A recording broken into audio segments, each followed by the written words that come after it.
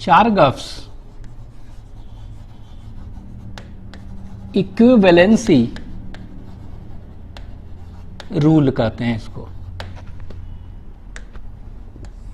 तो this Chargaff equivalency rule was given by Erwin Chargaff, ठीक है, एरविन चारगफ ने दिया था 1940 में, ठीक है। दूसरा ये बताएंगे कि ये जो चारगफ रूल बताया गया, ठीक है, ये this is applicable for double standard nucleic acids only, ठीक है।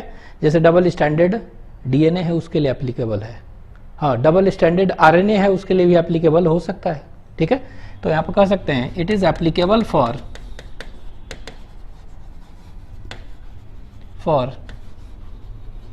डबल स्टैंडर्ड न्यूक्लिक एसिड, ठीक है। मतलब कि डबल स्टैंडर्ड डीएनए के लिए होगा, हाँ, डबल स्टैंडर्ड अगर आरएनए है तो उसके लिए भी हो सकता है, ठीक है।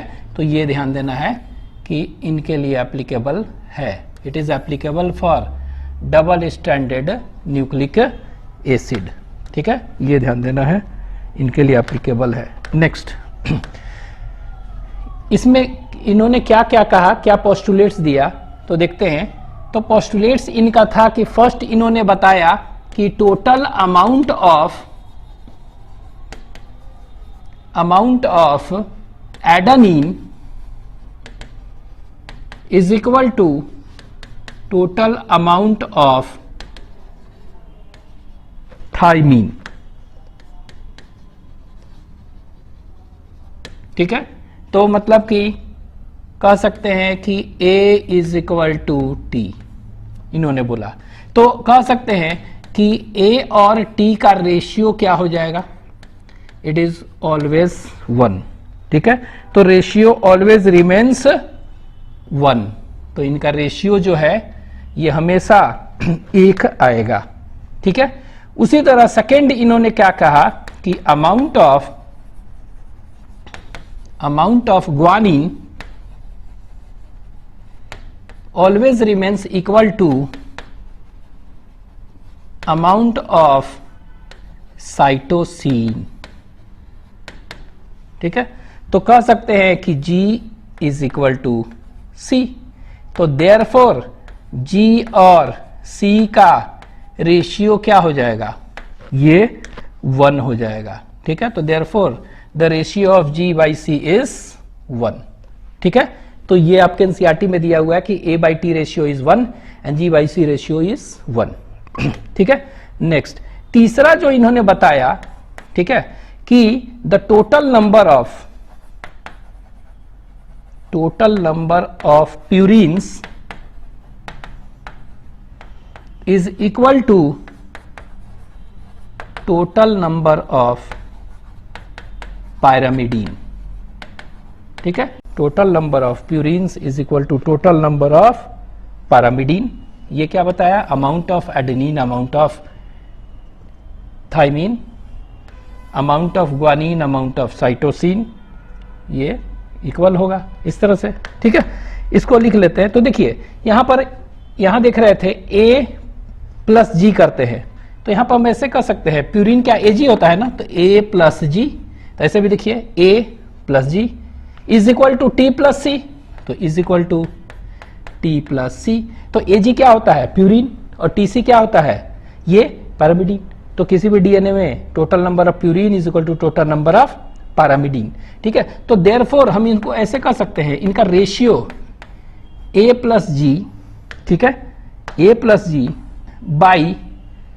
बाई कह सकते हैं T प्लस C का रेशियो क्या हो जाएगा, it is constant and it is always equivalent to 1। ये क्या होगा, हमेशा ये 1 होगा, ठीक है। तो इसको हम इस तरह से कह दे रहा है। तो इन्होंने ये 3 चीज बताया। एक और बेस रेशियो का कॉन्सेप्ट दिया, लिख लीजिए इसको। फोर्थ पॉइंट इन्होंने बताया बेस रेशियो के बारे में, बेस रेशियो, ठीक है। तो बेस रेशियो क्या है? The sum of adenine and thymine आप कह सकते हैं, ठीक है, and the sum of guanine and cytosine, इन दोनों का रेशियो को हम क्या कहते हैं? Base ratio. और ये हर एक स्पीसीज में वेरी करते हैं, ठीक है, मतलब ये स्पीसीज स्पेसिफिक है। तो this ratio is species specific, ठीक है। तो ये जो है स्पीसीज स्पेसिफिक है, ठीक है, याद रखना है, स्पीसीज स्पेसिफिक है। जैसे कि फॉर एग्जांपल हम देखते हैं, ठीक है, एक देख रहे हैं ह्यूमन है, ठीक है, तो ह्यूमन में अगर देखेंगे, ह्यूमन में तो इसका रेशियो जो होता है 1.55 आता है, ठीक है। और अगर एस्चेरेसिया कोलाई बैक्टीरिया है उसमें अगर रेशियो देखेंगे तो ये आएगा 0.93 के करीब ये रेशियो आता है, ठीक है। तो ये ह्यूमन में इतना आता है, आ रहा है, ठीक है, और एस्चेरेसिया कोलाई में ये रेशियो आता है, ठीक है। तो ये देखिए, इसको कहते हैं base ratio, the sum of adenine and thymine और ग्वानिन और साइटोसिन दोनों का रेशियो को, ठीक है, ये वेरी करता है, इट वेरीज। तो स्पीसीज स्पेसिफिक है, ठीक है। अब यहां पे देखिए ये जो बेस रेशियो देख रहे हैं, यहां पे देखिए बेस रेशियो, ये बेस रेशियो है, ठीक है। तो दिस बेस रेशियो जो देखेंगे, जैसे कि दो तरह का डीएनए होता है, एक को कहेंगे यूकैरियोटिक डीएनए, ठीक है, तो यूकैरियोटिक डीएनए अगर है, ठीक है, और एक देख रहे हैं प्रोकैरियोटिक डीएनए, प्रोकैरियोटिक डीएनए, ठीक है। दो तरह के डीएनए हैं, one is eukaryotic DNA and one is prokaryotic DNA. तो हम देखते क्या है कि जो यूकैरियोटिक डीएनए होता है ना, उसमें ए टी रिच होता है, वो ए और टी बहुत ही ज्यादा होता है अमाउंट। तो ये क्या होता है? ये कह सकते हैं एटी रिच होता है। तो एटी रिच डीएनए और एटी दोनों लिख दे रहे हैं, टाइप डीएनए कहेंगे, ठीक है। लेकिन जो प्रोकैरियोट्स होते हैं उनमें क्या होता है कि जीसी ज्यादा होता है, उनमें देखेंगे तो अमाउंट, तो ये क्या होगा? कह सकते हैं जीसी रिच और टाइप डीएनए इनमें होता है। तो एटी रिच याद रखना है, तो एटी रिच और एटी टाइप, और प्रोकैरियोट्स में क्या हो जाएगा? ये हो जाएगा जीसी रिच होता है और टाइप डीएनए, ठीक है। तो अगर हम पूछ दे, ठीक है, कि कोई भी यूकैरियोट्स हो, कोई भी यूकैरियोट्स हो सकता है, उनमें बेस रेशियो क्या होगा, ठीक है। तो यूकैरियोट्स में बेस रेशियो क्या होगा? तो देखिए यूकैरियोट में एटी ज्यादा है, तो एटी ज्यादा है और ये कम है, तो एक से ज्यादा आएगा ना, तो ये क्या हो जाएगा? It will be always more than 1, ठीक है, एक से ज्यादा होगा, तो हमेशा it will be more than 1, एक से ज्यादा रेशियो आएगा। लेकिन अगर कोई प्रोकैरियोटिक डीएनए है तो जीसी ज्यादा है, तो ये देखिए नीचे वाला ज्यादा है ऊपर कम है, तो फ्रैक्शन में आएगा ना, means it will be less than 1, ठीक है। तो it is always less than 1, ये हमेशा एक से क्या होता है? ये कम होता है। तो ये आपको याद रखना है कि इनमें मोर देन 1 होगा, इसमें लेस देन 1 होगा, ठीक है, ये ध्यान देना है। तो इसी को क्या कहते हैं? This is known as base ratio. तो बेस रेशियो का कॉन्सेप्ट इन्होंने ही दिया, ठीक है। अभी आप देखिए ह्यूमन में क्या था? 1.55 था, तो 1.5 क्या यूकैरियोट है? नहीं ह्यूमन, तो एक से ज्यादा आ रहा है, ठीक है। उसी तरह प्रोकैरियोट में लेस देन 1 होगा ना, कोई भी प्रोकैरियोट, तो एक बैक्टीरिया का ले लिया ई कोलाई, तो इसका कितना आ रहा है? 0.93, एक से कम आ रहा है, ठीक है। तो ये देखिए ये हो गया। अब एक क्वेश्चन आपको दे दे, इस तरह से लिख ले रहे हैं, ये एक क्वेश्चन देखते हैं। If a double stranded DNA has 20% of cytosine, ठीक है, then calculate the percentage of adenine in the DNA। ठीक है, तो डीएनए में कैलकुलेट करना है कि कितना परसेंट ये एडेनिन होगा। ठीक है, ये आपका क्वेश्चन है। ठीक है, तो ये क्वेश्चन है, तो कैसे बनेगा देखते हैं कैसे बनेगा। यहां देखिए, यहां पर क्या दिया हुआ है, साइटोसिन कितना दिया है, साइटोसिन इज 20%। ठीक है, ये दिया हुआ है 20% ऑफ साइटोसिन। ठीक है, कितना दिया है, 20% ऑफ साइटोसिन दिया है, ये देखिए यही ना। और निकालना क्या है, परसेंटेज ऑफ एडेनिन निकालना है। ठीक है, तो एडेनिन निकालना है, तो A is equal to what. ठीक है, ये करना है ना। अब देखिए हमको मालूम है कि C is equal to G, पढ़ चुके हैं ना, चारगाफ रूल से क्या पढ़े, C is equal to G। तो C कितना परसेंट दिया हुआ है, 20%। तो ये देखिए C 20% है, तो G भी 20% होगा।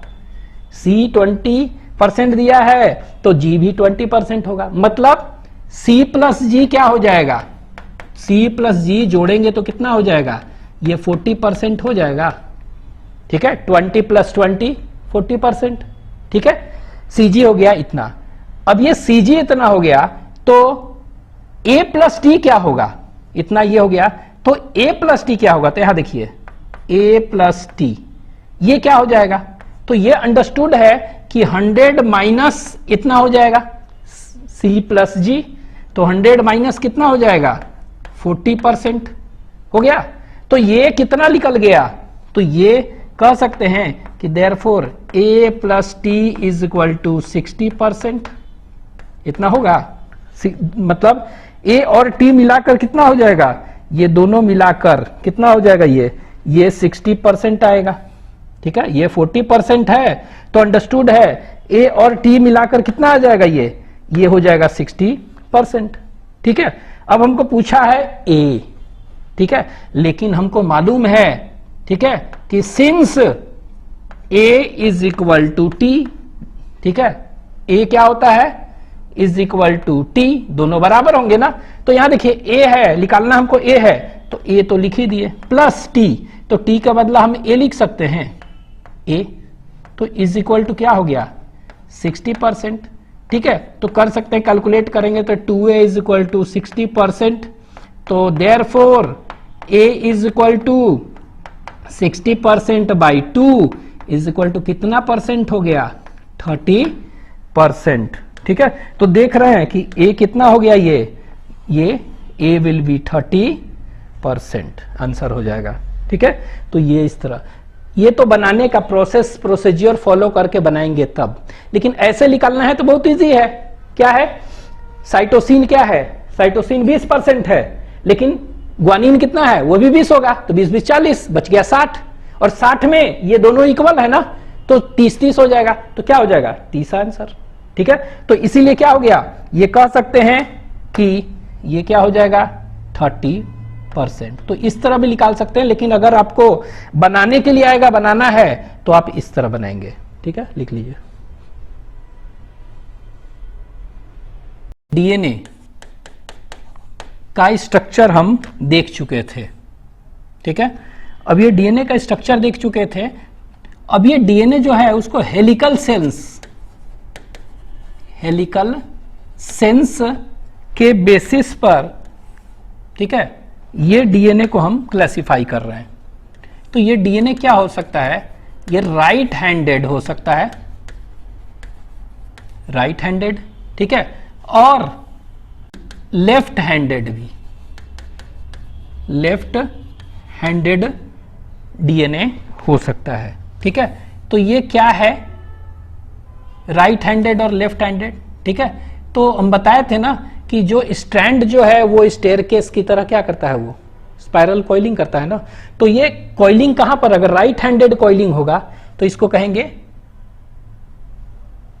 RH DNA, right handed. अगर लेफ्ट हैंडेड कॉइलिंग होगा तो क्या कहेंगे, लेफ्ट हैंडेड LH डीएनए। ठीक है, ये तो राइट हैंडेड और लेफ्ट हैंडेड डीएनए। अब ये जो देख रहे हैं राइट हैंडेड लेफ्ट हैंडेड है ना, ये राइट हैंडेड जो है ये भी तरह तरह के होते हैं। तो यहां पर हम देखेंगे कौन कौन से हैं। तो ए डीएनए, बी डीएनए लिख दे रहे हैं, इसको कहते हैं ए डीएनए भी होता है, बी डीएनए भी होता है, ठीक है, सी डीएनए भी होता है, डी डीएनए भी होता है, तरह तरह के डीएनए होते हैं, ठीक है। तो ये सारे डीएनए होते हैं और ये सभी के सभी क्या हैं, they all are right handed, ठीक है। लेकिन यहां पर देखेंगे जो लेफ्ट हैंडेड है वो कौन सा होगा, तो लेफ्ट हैंडेड डीएनए का नाम बताइए। तो लेफ्ट हैंडेड में आ जाएगा आपको that is Z DNA, Z DNA इसको कहेंगे, ठीक है। तो ये याद रख सकते हैं। हालांकि हमें कौन सा पढ़ना है, वाटसन एंड क्रिक डीएनए पढ़ना है। तो वाटसन एंड क्रिक डीएनए इसमें से कौन सा है, तो ये बी डीएनए। तो this B DNA is known as क्या, यही है वाटसन एंड क्रिक डीएनए, यही है, ठीक है, वाटसन एंड क्रिक डीएनए। इसी को आप क्या कह सकते हैं, बेसिक डीएनए और बैलेंस डीएनए कह सकते हैं, ठीक है। बेसिक डीएनए और बैलेंस डीएनए है इसीलिए, ठीक है। सी होता है कॉम्प्लीमेंट्री डीएनए कहते हैं, ठीक है। जेड जिगजैग डीएनए इसको हम कह सकते हैं, ठीक है। तो ये सब है। अब देखिए हम तो देखे थे क्या, हम देखे थे बी डीएनए के बारे में। तो बी डीएनए के बारे में देखे थे, तो थोड़ा सा यहां पर ये बता दें। तो बी डीएनए में आपको याद क्या रखना था, एक बार बी डीएनए में क्या बताए थे कि बी डीएनए में डायमीटर हम बताए थे, डायमीटर ऑफ डीएनए कितना था, तो 20 एंगस्ट्रम था।